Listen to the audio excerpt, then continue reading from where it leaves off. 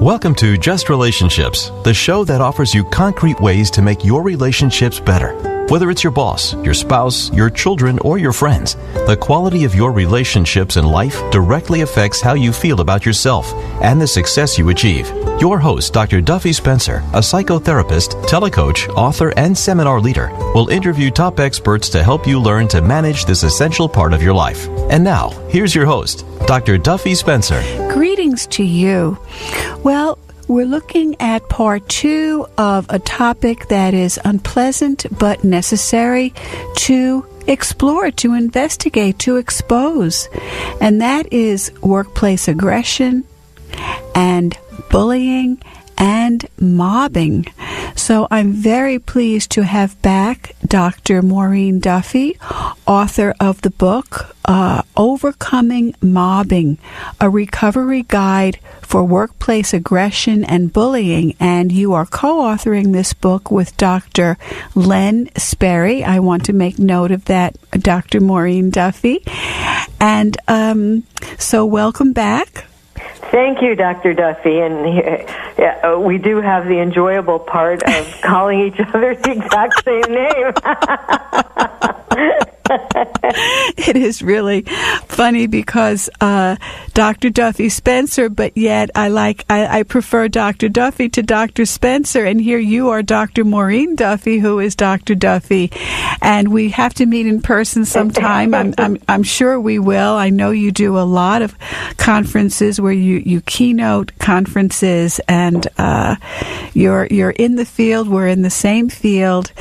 So as I was sharing with you after the last show, I am just so, it's breathtaking, the depth of this systematic kind of group abuse of one particular victim or target, and how it happens. And I want to know more about how people are targeted. And we looked last week at at someone being different, as in they have diabetes, and they have to take special breaks or eat special food or whatever it is. And so there's more to it, why particular people get targeted, and the unfairness of it. In psychology, there's a term called the horn effect, as opposed to the halo effect. So the halo effect, if you really like someone, you see everything they do in a very favorable way. And the horn effect, if you don't like someone, you see everything they do in a very unfavorable way. Yes. Right? Absolutely. Yeah. Absolutely. Yeah. So here we have the horn effect. So these are the questions, Dr. Duffy. How does a person get targeted? How do they get out of this dilemma? And I know you write about how some organizations are more mobbing prone and some are more mobbing resistant. What's the role of the organization, the manager? Oh my goodness, we have a lot to cover in 26 minutes. Yes. So I guess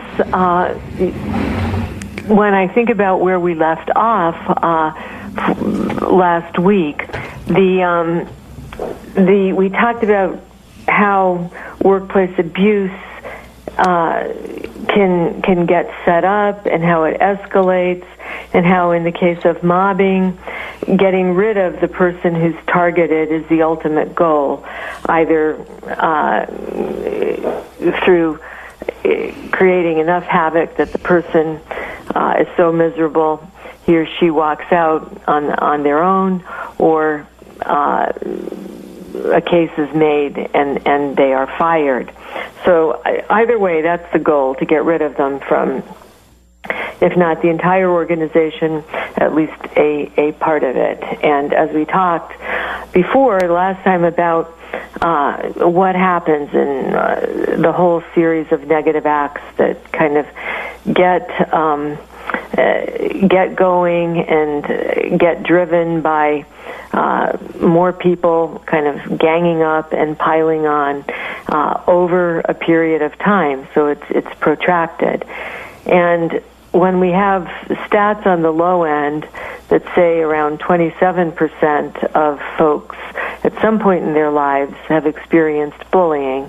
We don't have those stats refined to differentiate bullying from mobbing, but let's just, use that as the experience of some form of abuse at work. We're talking about a huge subset of the population. And it doesn't just impact the target, it also impacts, as you can imagine, Dr. Duffy, the family members. It's kind of like a tornado that just plows through the life of the target and their family. Because the family is impacted, they see what's happening, they hear what's happening, and some of this sounds so awful that family members who don't know anything about it can say things like, well, it can't be that bad, or you're causing it, or what are you doing? And then tensions in the household kind of can erupt. And not to mention the lack of concentration and the distractibility, the fatigue, the exhaustion, the depression, all of those things. So everybody gets impacted, the target and the people, in the target's family and social network. So I guess to kind of go round to, roundabout way to your question about the impact on the organization, let me just quickly kind of mention what the research says about the impact on the target. And it's pretty intense, and we have some good research about the consequences on health and well-being of bullying and mobbing. So we can put it into 4 groups pretty much. Physical health consequences occur, so people have there's coronary heart disease issues that show up in the literature, either an exacerbation of a pre-existing problem or the emergence of a problem. Gastrointestinal things, well, that makes sense because stress is certainly linked to gastrointestinal GI problems. And Ken West Hughes, a mobbing researcher in Canada, calls mobbing the stressor to beat all stressors. So certainly what happens in terms of stress would apply as well as the specific research on bullying and mobbing. Headaches, sleep problems, exhaustion, and then back to what happens when somebody's under stress for a long time. And, by definition, this is months we're talking about at the minimum. Sometimes, I'm sorry to say, it goes on for years. So impaired immune functioning. So that's kind of an array of physical health consequences. The psychological and emotional health consequences are depression, anxiety, and this is well documented in the literature, even though there are technical diagnostic problems with it. PTSD is diagnosed very frequently in mobbing victims, and if not the full-blown PTSD, and for your listeners, that's post-traumatic stress disorder. If it's not full-blown, then post-traumatic stress symptoms. And it kind of makes sense. It's a stressor over time. It's an interpersonal abuse. And interpersonal abuse is, in terms of PTSD, is associated with more severe symptoms than let's say, a natural disaster or an accident, although depending on the severity, those are bad too. But in general, the interpersonal abuse, we're going to be looking for worse symptoms. Then there's the whole psychosocial impact. And this I don't think gets talked about enough. For somebody who has this kind of horrible thing going on at work, there's the social distancing, the isolation, the loneliness. In the workplace, the target's being pushed out and shunned and isolated in very many different ways. And then kind of reciprocally, the target doesn't know who to trust, right? Mm-hmm. So the target kind of self-isolates and self-distances. So it's a real horrible, vicious cycle. And then think about it, Dr. Duffy. We're at work so much that those workplace relationships are really important to many of us. And what happens in a mobbing, they get just trashed, and the target doesn't know who to trust. And understandably and actually accurately, it's a safer bet for the person to be more cautious and trusting. But that's a huge loss, right? So those significant workplace relationships, the diminishing of those, the sort of turning those on their head from good to bad, that's a really significant psychosocial impact.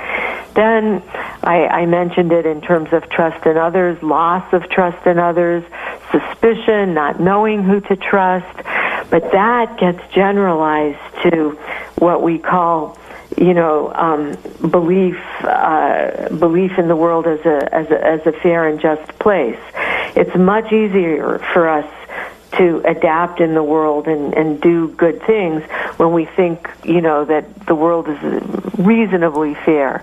So that kind of goes out the window too. And then the family relationship problems. Then there's the impact on job and career. And I'm speeding up just a little so we have time to talk about, well, what can folks do? Right, and we're halfway through the show already. And I'm very interested, Dr. Duffy, on who gets targeted and why, what's the causation here, and what a person can do about it, what an organization can do about it. Okay, well, let me get to who gets targeted and why. We're getting we have some data on that, but not a lot. I'll tell you what doesn't exist. There's no profile of a target.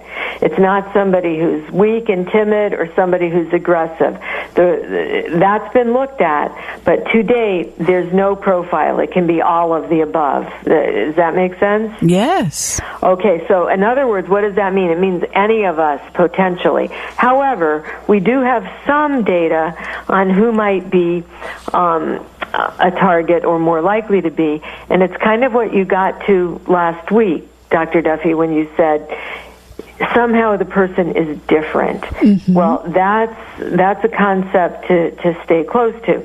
So, but it's different with respect to that organization. It may not be different in terms of the community or the wider culture. We're looking at that organization.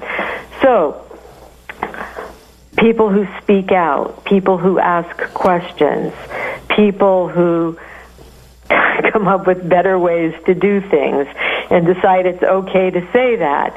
There's some evidence that those sorts of folks are more likely to be targeted because they upset the apple cart a little bit. Makes sense, right? Other ways of being different, of course, are the ways we know, but think of it again, not in terms of the whole culture, in terms of the organization. That would be race, ethnicity, gender identity, sexual identity, those kinds of very basic and important variables. If you're different in the context of the organization, there may be a greater likelihood. And then there's other differences. Immigrants, first-generation children of immigrants, there's some evidence that they may have a somewhat higher likelihood. Now, these likelihoods aren't huge, but you ask the question, well, who might get targeted? So think about the kids of immigrants. They're the ones who kind of are between two cultures in terms of the culture of their parents and then the culture of their new country, in our case in the United States, although mobbing's known worldwide pretty much. There's research from all over the place on it, but we're thinking about here. And there's a professor at Florida Atlantic University, Dr. Oh my goodness, Joan. I'm just blocking out her last name, but anyway, I'll think of it and come back to it. But she has a very intriguing idea that there are linguistic differences among, let's say, the first-generation kids, more direct, maybe not fully acclimated or inducted into the nuances and subtleties of how we might use language in the workplace.